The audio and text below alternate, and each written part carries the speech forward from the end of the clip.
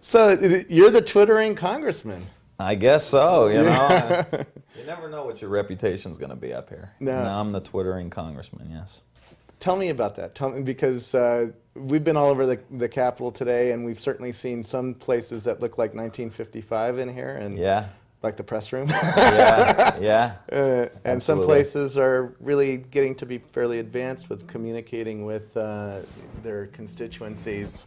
Right. And stuff like that. Yeah, so it's kind of a blend of the old and the new. You know, you're in this chamber that is very, very old, but you're implementing the latest technology, and you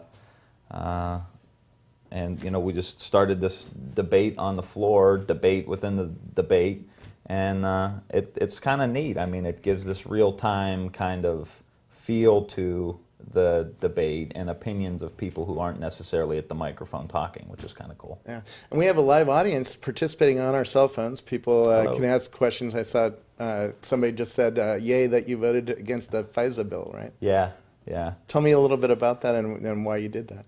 Well, I think it sets a pretty bad precedent to say that the executive branch... What is the FISA bill, first of all, for the most of us who haven't heard what that bill does? Basically, it's the Foreign Intelligence Surveillance Act, which basically regulates how you could monitor information and intelligence, not only within the United States, but also in and out of the United States. And one of the things that happened previously, the law basically said that the administration, the executive branch, could put on a wiretap, but within, I think, 72 hours, they had to go back to this FISA court that was set up to get approval for it. So the threat that, well, any change here is going to prevent the administration from dealing with an imminent threat is ridiculous, because you can put it right on, but you got to go to the FISA court within 72 hours. So what happened is Bush was putting it on and never going to the FISA court. And basically the communications companies were acquiescing and just complicit with the administration without, I think Quest was the only company who said, no, you need to officially tell us that we need to do this. And so what this bill does is it basically gives retroactive immunity to the telecommunications companies for doing that. And I just think that if you allow the president to basically break the law, and then Congress goes back later and basically gives the president immunity or a pardon for those activities, I just think it's wrong. And it enables any future president to go on and do basically whatever he or she wants, and then Congress cleans up the mess after. And I don't think that's what the Constitution was for. You're twittering on the House floor, and someone twitters to me, oh, isn't that against the House rules? And we checked, and it's not. Mm-hmm.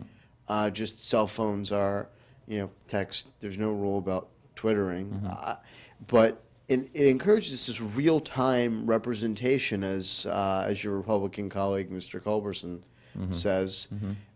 Do you see a future in that? I like the fact that it's opened up. I mean, it's just like the TV coming and C-SPAN. It's just, I think, an extension of this whole process being opened up.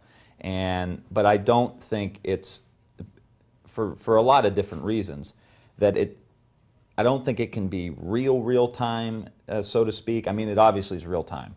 But as a member, and you're on the floor, you're also maybe participating in the debate. You're also maybe having conversations, learning more about the bill, learning more about amendments that may be on the floor, learning more about. So it's going to be a difficult process to figure out where this ends up, because you're not a reporter, you know what I mean? You're the member of Congress. Right. So to the extent, like the other day, when you have time on the floor, that you're not interacting or doing something else. And a lot of business gets done on the floor that isn't with what the legislation that's happening at the time too. So it's going to be a balancing act, but I think it's great that it's opening things up. And I know C-SPAN every year says, "Can we put more cameras in?" And the leadership says no. But this way, the people can get an idea of what are the members talking about, what are they saying. And the whole process, the whole internet, the blogosphere has been so helpful in contributing to the discussion. You know, when we read, you know, different posts from different people, you hear the way that a random blogger may phrase something of a debate that we've all been having, but somebody says something a certain way that crystallizes the whole argument that you're trying to make. You use that now, where 10 years ago, 5 years ago, you know, you wouldn't have the ability to draw on all of these different folks. And so then when you're going to the floor, some of these people who you've been interacting with back home or around the country, they have a little street cred with you, and their opinion will matter as you're going over to a vote. What do you think the tech/political conversation should be? What is your agenda for the geeks out there who are watching? Because I know you're on Twitter and you're trying to build a constituency there. If you're an early leader like that on that kind of technology.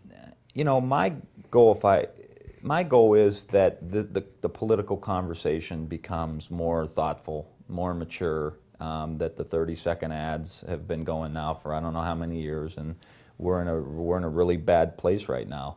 When you look at the long-term decisions that need to be made on energy policy, on healthcare policy, on education policy, on research, it's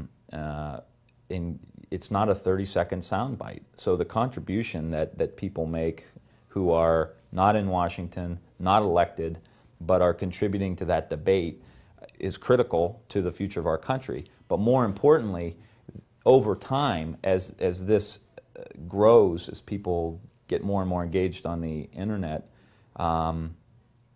the expectation of those people is going to be, I want a politician who's going to give me a 2-minute answer or a 3-minute answer.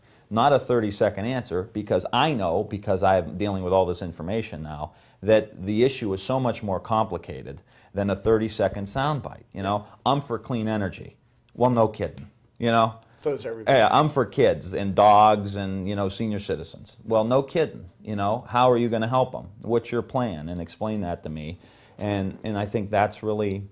Well, since you mentioned energy, obviously the technology industry really needs energy and needs cheap energy, right? Absolutely. So what do you, from the data center standpoint, using electricity, what kinds of energy do you support? Are you going to support building more nuclear plants or getting into coal again, you know, rebuilding more coal plants?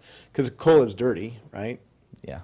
And if we're going to solve the global warming problem for my son, we're going to have to get away from coal at some point. I don't know how. What's your thought on that? Well, I think coal can be cleaned. Part of what we're studying now, in fact, in Ohio, we have a coal liquid facility that we're talking about, but all of it is contingent upon the CO2 sequestration, is to make sure that the CO2 is not going out into the atmosphere. So that's one component. So I think coal is going to be around, and coal can be a good conversion. We have it here in the United States, so if you're talking about energy independence, I'd much rather be getting to get the coal here in the United States than depend on, you know, foreign oil.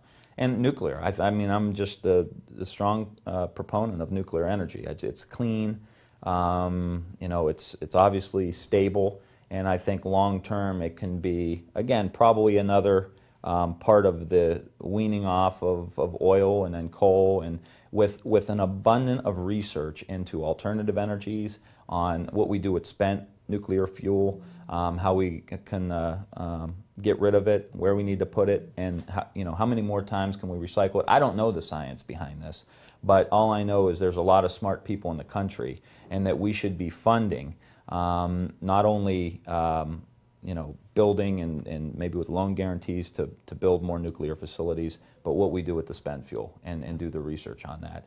And I think I think Branson has like a $25 million award out there for who figures out how to take CO2 out of the atmosphere. Yeah.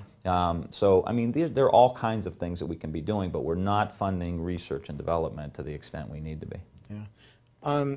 What about innovation? We talk a lot about innovation. The CEOs I talk with are really worried that our immigration policies are keeping the best workers from being able to work here. You know, so jobs, they're seeing that jobs are going over to Israel or China or India where, where the immigration policies aren't as strict. And a lot of kids come here, go to our schools, you know, get a PhD or something, and then have to leave, you know, because they can't get a green card or a I think the immigration issue is a component of it, and it's obviously a hot button political issue, and so we need to take the political steps necessary to get the country ready for any kind of changes, and I think that is one component of it. But in addition, and we had the head of the National Science Foundation was at Youngstown State University yesterday, and he was saying that only a third of science research is publicly funded. Everything else is privately funded. And we could really, I think, advance innovation here in the United States. And funding research at the National Science Foundation is critical. I mean, it's only like a $7 billion budget. That should be like $25 billion. We don't even spend that much in a week in Iraq. You know, and you've got to, you know, bite, scrape, and pinch to even get a few $100 million added to that.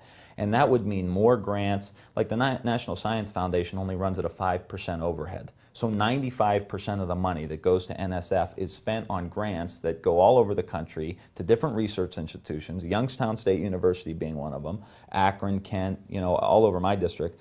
So that needs to be expanded. Get more smart people doing more research on more issues, whether it's energy or healthcare or whatever the case may be. Same issue with National Institutes of Health. We tried last year to increase the budget by, I think, $880 million was the House version that came out. And this is why it's important for the people sitting at home who would benefit from this research, whether it's healthcare, energy, or otherwise, need to know these things. We increased the budget by $880 million. Yeah. President Bush vetoed it. So we had to bring that number for National Institutes of Health down to like maybe 100 and some million. It went from a 3.3% increase, which is nothing. I mean, we wanted to do a hell of a lot more, down to 1.1% increase in NIH budget last year.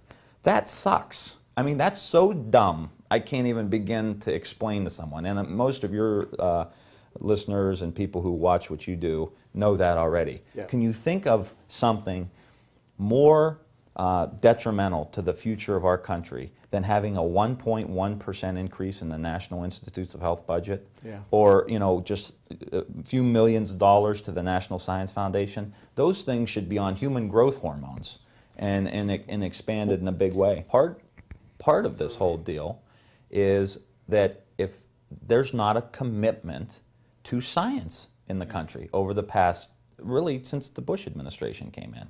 I mean, I thought Newt Gingrich was at least smart enough to recognize that there was an important aspect to the research. But when we've got a very ideological president, we had a very ideological Congress that backed him up on every single issue.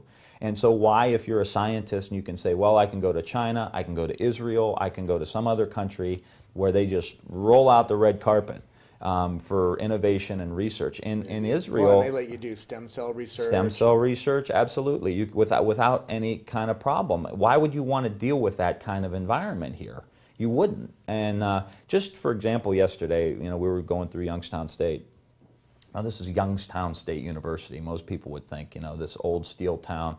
They were doing cutting-edge research. They actually had the machine that developed or that found out about the base component problem with heparin that came from China. That was actually done and found out and discovered at Youngstown State University, which was pretty cool. But when I'm walking through and meeting these kids who have all these different projects that the director of the NSF is meeting with, I'm seeing kids from Girard, Ohio, very small ethnic town in Ohio, you know, Youngstown, Ohio, working hand in hand with researchers from Africa, from England, and it was like such a great experience to see what can happen, and it's happening right at Youngstown State University. But if there's not a commitment to research, you know, and you pointed out with stem cells, it's like, come on, guys. I mean, this is if you want the best and the brightest, you've got to have policies that aren't so dogmatic. Yeah. And the disrespect for science has led to that. That's the last part of why Andrew invited me, was to find out what is going to change next year with a new president. You know, we don't yet know who it is. We hope it's Obama. I hope it's Obama. Yeah, I hope it's Obama too. What do you think is going to happen with a new administration, whether it's McCain or Obama? You know, what are you hoping that'll come onto the agenda next year, especially for the tech industry? You know, what should tech industry people be worried about or excited about with a new administration? I think the upside, I get more and more concerned about McCain because he's flipped on so many of these issues. Now, if it was the McCain from 5 or 10 years ago, I'd say there'd be a much less dogmatic, regardless of who got in, it would be much less dogmatic. It would be much less ideological. But now McCain has been making very strong overtures to the religious right, and you know, basically supporting Bush on 95% of what he's pushed, which is not good for science, technology, innovation, the environment, education, all the things that I think we need to do in the country. So I'm concerned about that, but I'm hopeful that Obama would be someone who is just going to unleash, and with conjunction with what we're trying to do here in Congress, the vast potential that we have in this country that I feel has been really stymied over the past 6 years. It's all fear. It's all, you know, we should be afraid of everything, you know, and we shouldn't do research. We're going to cut research budgets or basically baseline them. You know, there's no excitement. There's no Apollo project. There's no we're going to the moon. We're going to become energy independent. We're going to take back our country. We're going to rebuild America. You know, there's none of that now. And I hope whoever gets in says that dark, dark era of American politics is over. And we're going to move forward. And we're going to do it together. We're going to have our disagreements. But there's so much we can agree on. My goodness gracious. It's like, why? It just, and part of it's the media, and that may be another thing that, you know, the blogosphere can open up, is the common ground that we have, I think. And it's getting scary because if you look at who's retiring, and this is really into the weeds for someone who's not paying attention, but if you look at the Republicans who are retiring in the House, you are losing moderate Republicans. You know, the old Gerald Ford Republicans, even the Nixon Republicans. You know, Nixon was for, you know, signed the EPA into law. Nixon, you know, supported community development block grants so poor cities could have money to build roads and parks and bridges and that kind of thing. Basic stuff. It's like, you know, we know the government can't do everything. We know there's personal responsibility, and that's ultimately the key to most people's lives. But there is also a concern for cities like Youngstown, Warren, Gary, Indiana, you know, that don't have a tax base, where the federal government says, we're going to give you some money to rebuild your community. And I hope that we move into this more moderate approach for things. You know, you take a city like Youngstown that had 140,000 people at one point, highest per capita income in the country, I think in the 40s and 50s when the steel industry was just booming. The bottom falls out. Well, isn't there a national interest to help this community rebuild? And some of what we've been able to do from our position and now on the Appropriations Committee, we have a new business incubator, research money that helped buy this machine that ended up leading to the discovery that I talked about earlier. Those are investments into our communities. We don't want a handout, but we want an opportunity to help rebuild ourselves. And I hope that whoever the next president is comes to places like Youngstown and doesn't talk about NAFTA or the steel mills closing, but comes and talks to us about, we want to help you build your future. We want people here who lost their job at GM or Delphi. They're going to build windmills. They're going to build solar panels. And let me tell you how we're going to do it. And walk us through. I hope whoever ends up being the president, that's their approach. Very cool. Thank you so much. Thank this you. was a lot of fun. Yeah, anytime. And thanks, Andrew.